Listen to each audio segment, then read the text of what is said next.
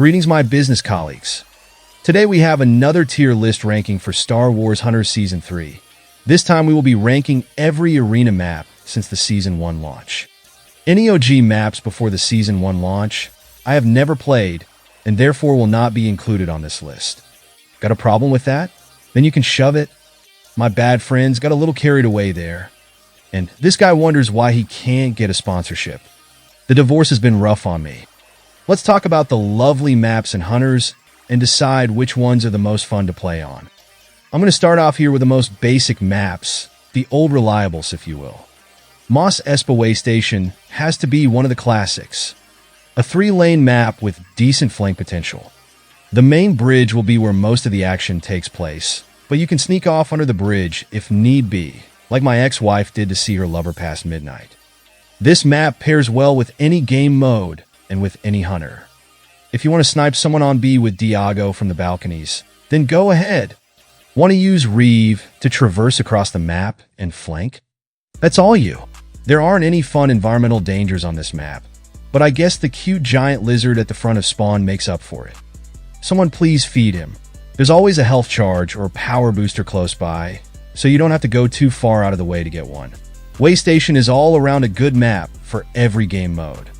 Nothing too special about it, however, just another Tatooine-based map, but I do like that every game plays well here, so I'm going to put this one into the A tier. Up next we got Mos Espa Pod Race. Now this is where the fun begins.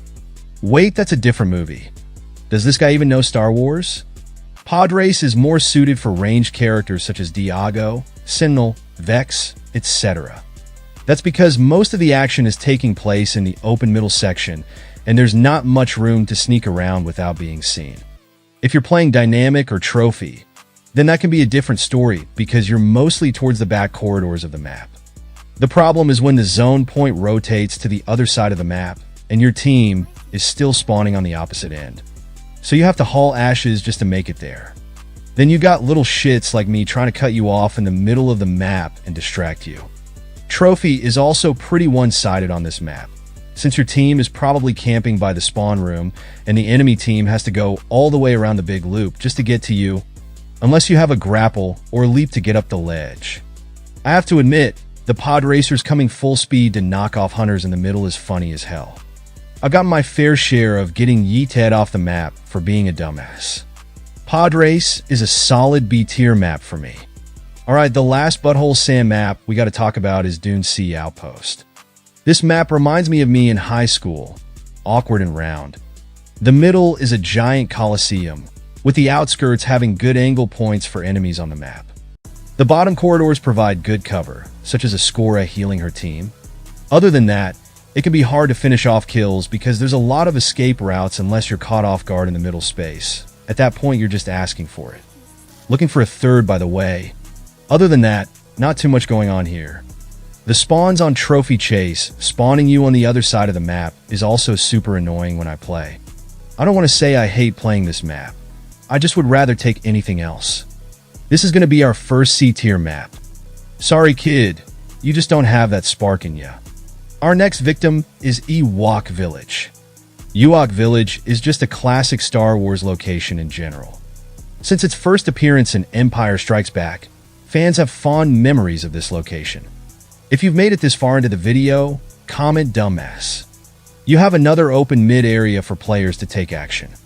I just don't like when the health boosts are all the way off to the side of the map from mid. I guess that's intentional, so players don't have constant map control, able to heal themselves the whole time. I think it's fun you can easily wrap around the whole map and not be seen if you want to flank from behind or get to a control point. I'm just not a huge fan of the traversal on this map and having to constantly move to get good angles on people. I will say that you can do a lot of finessing on this map to get away from players. The launch pads provide great escape routes. The trees and cover make camping easy here. That's probably my biggest gripe of this map to me. The treetops promote camping as you have an angle around most of the map and even have health boosts up there as well. Another really good Diago map, but not too bad for most other hunters as well. Ewok Village is another B map for me, Chief Queef. Death Star Crossfire, you dirty dog. Now this is where the pod racing begins. Fuck. I don't even think I can get a Raid Shadow Legends sponsor at this point. Maybe a Manscaped collab, if I'm lucky. Death Star Crossfire is another multi-leveled map where the action is not always most prevalent in the middle area, as the side areas provide better ranges and cover than inside. I just hate that big tube that covers the top half so I can barely hit people on the other side. The top cubby hole is great for trophy, or just being a nuisance on the map, and the drop down to mid is an easy escape route. Just the overall vibe of TIE fighters and X-Wing's dog fighting above you really makes you feel at home. There are a good amount of power-ups to grab along the way, and this is probably the best Reeve map, as she's able to leap and bound all over the place. It is definitely harder for tank hunters to get around the map unless you're slingshot, so put your running shoes on for this one. I'd say this is one of Zynga's finest, so we'll put little guy on the top shelf of A. And what do we have here? Vander Railyard, a map based on the planet from Solo, a Star Wars nobody asked for story. I do like the aesthetics of the map and that the spawn buildings are different from each other and not cookie cutter. The health boosts, as usual, are on the far ends of the map, with most of them being on the train bridge, making you navigate across the rails to get one, and having to wait for the train to pass unless you want to end up as roadkill. I swear those trains come by every 5 seconds. That's also how long it takes me to come as well. They should really have more safety precautions for those power-up spots. Seems a little dangerous to me. You got the train carts in the sky you can launch up to and blast people from above. You also have the middle bridge for good angles. The inside buildings are great for trophy chase cover and play out well in there. Overall, this map stands out from the rest, and while it's not my favorite pick, I think we can settle for the A tier on Vander. I'm going to have to change my Fruit of the Looms talking about this next one. Vespera Row was the new Season 1 map at launch. The bright neon colors take over Vespera, full of fun graffiti, artwork, and even cute little stuffed animals of the hunters in the shops. There are 4 tiny buildings to travel through, narrow side streets, and launch pads to get onto the rooftops, where you can battle it out there as well. Some people don't care too much for Vespera Row, but me personally, I can play this map until my knee implants fall out.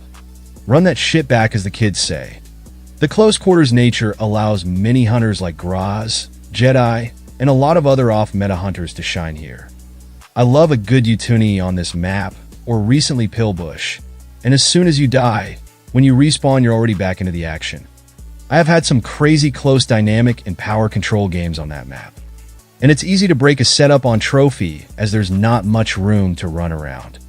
I have had squad brawl games last a little over 2 minutes as well if you're dominating. All in all, just a fun, chaotic mess to take part in. Vespera Row will be our first S-tier map. You might start to notice a pattern here. Next up is the Season 2 launch map, Vader's Castle. Zynga went all out on this one. Let's first talk about the spawn areas. One side is a Sith statue artifact room that does a great job on giving off those eerie, evil Sith vibes in there. Definitely gives me the jeepers. On the other end, you spawn on a large landing pad, completely surrounded by lava and rocks below. The inside corridors are well put together as well. The giant Vader helmet hologram in the throne room is so cool to look at. A little piss droplet comes out of me every time I go in there. You can also see his meditation chamber in the back as well, which is a nice nod to the movie.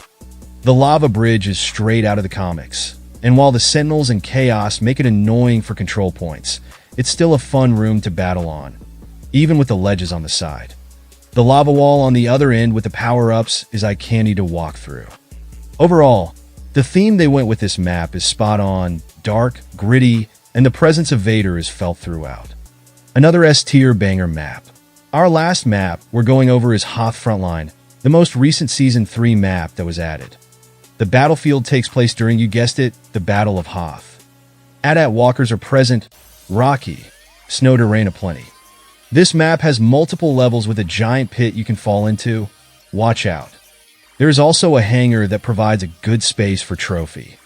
I love that there's a glider on the map. We don't see those too often. There is also a little cave system you can dive into as well, which is neat.